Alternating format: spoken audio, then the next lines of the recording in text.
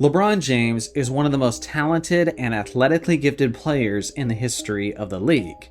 He's a 4-time NBA champion, a 4-time MVP, he's a 20-time All-Star, and he's the NBA's all-time leading scorer.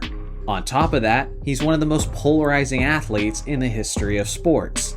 And the biggest reason for that is all the various decisions that he's made throughout his long playing career.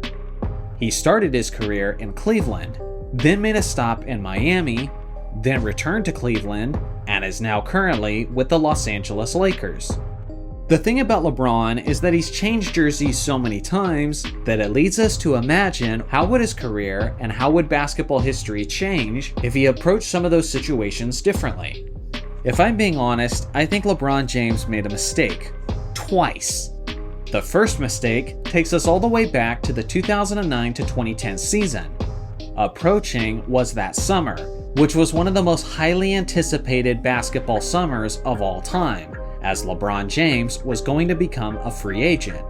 Many people believed that he was going to stay in Cleveland where his heart was, but at the same time, one of the most tempting and alluring destinations was New York, and LeBron wasn't helping Cleveland fans feel any more comfortable.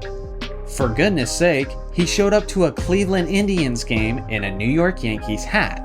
And then, after dropping more than 50 points against the New York Knicks, he said that Madison Square Garden was his favorite place to play basketball. All of this seemed to foreshadow a future where LeBron would be playing in a blue and orange jersey. But you all know what happened.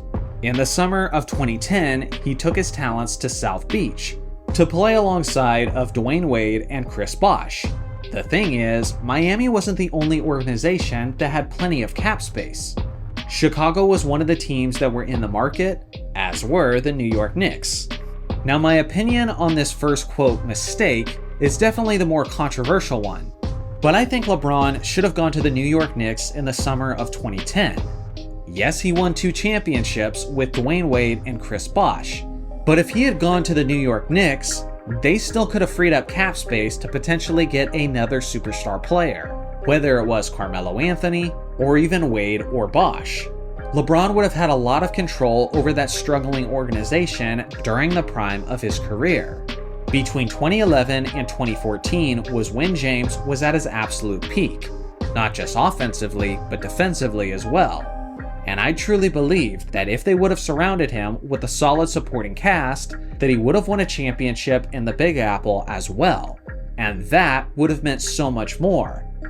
New York City is way more passionate about their basketball than Miami. Year in and year out, they have one of the most committed fan bases in all of the NBA, despite the fact that they haven't won an NBA championship since 1973. To say that this organization is desperate for championship success would be a monumental understatement. Winning in Miami is one thing, but they're a team who is usually pretty competitive, and they had just won the championship with Wade and Shaquille O'Neal in 2006. But if LeBron had won a championship in New York, where most Knicks fans were not even alive to witness their most recent championship, then James would be seen as an absolute hero. Just one championship in the Big Apple would solidify him as one of the most memorable and eternal figures in Knicks history. So LeBron didn't do that, and I saw that as a missed opportunity, even back when this whole thing first happened.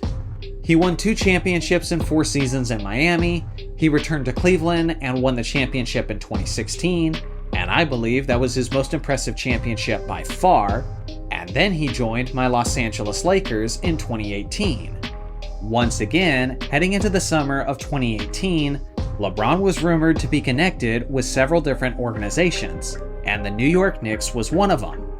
Even more so than in 2010, I do believe LeBron should have gone to the Knicks in 2018, and I fully understand that New York Knicks fans are going to hate me talking about this, because at this point, they've been scorned by LeBron to the point that they detest him. He flirted with them time and time again, and after being rejected by him twice after he led them on, they want nothing to do with him.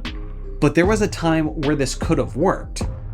Now listen, when LeBron joined my Lakers, I understood that he wasn't going to be immediately embraced by all the different Kobe Bryant fans.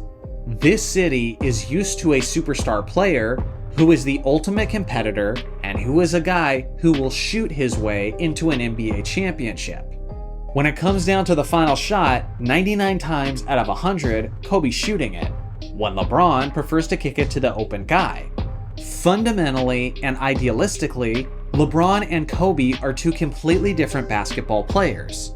So again, I knew he was going to be hard to warm up to for Los Angeles. But in 2018, I claimed that if LeBron James won a championship in Los Angeles, that would become the day that he was officially embraced by Lakers fans. And boy, was I wrong. So just a few days ago, I did a poll on this channel, and the results were extremely revealing. It was concerning LeBron James' likability amongst Lakers fans and non-Lakers fans. And here are the stunning results. Not only are Laker fans split on how likable LeBron James is, but you also have to consider the fact that a greater ratio of people like LeBron James in the general basketball crowd, more so than the crowd of the team that he's currently playing for. That is insane. Along with that, you also have to consider the fact that LeBron is getting a boost in this poll from Laker fans who only became Laker fans when LeBron came over. If this poll was specifically aimed at people who are pre-existing Laker fans before LeBron, then this breakdown would look even worse for him. My point is that the Lakers fandom hasn't embraced him even after the 2020 NBA championship. If I asked the same question to Laker fans regarding Kobe Bryant, what do you think the poll numbers would be then? This is why I believe LeBron's greatest mistake was turning down the Knicks a second time. Again, it ties into everything I said earlier. If he had led the Knicks to win an NBA championship alongside of Anthony Davis instead of the Lakers, then he would have been immortalized in Knicks lore and been loved almost universally by New York fans. But the Lakers have Kobe fans. The Lakers have a rich history of championships. The Lakers have done a lot of winning since 1973. So what I'm essentially saying is this was a match made in hell. Could LeBron have won the championship with the Knicks? I don't know. Many Knicks fans are going to raise the point that they've had poor management for many years. But I would argue that so have the Lakers ever since Jerry Buss passed away. I think LeBron is good enough, and good enough at recruiting fellow star talent, to win a championship despite the fact that they're poorly managed. It's not just whether you win or you lose. It's how you win and lose that affects how you're remembered. So what do you guys think? Do you agree that New York would have been a better destination for LeBron instead of Los Angeles? I look forward to hearing your thoughts in the comment section below. Thanks for watching as always. Make sure to like and subscribe for more basketball content, and I'll see you guys in the next video.